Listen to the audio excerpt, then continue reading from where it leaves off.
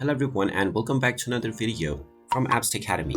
In this video, I'm going to show you how to log into your FedEx Driver's account. So let's get started right away. First of all, open up your web browser and then in the address bar, type in mygroundbiz.com/login and press enter. You will now be taken into the official FedEx Driver's page where you will directly be able to see the login portal.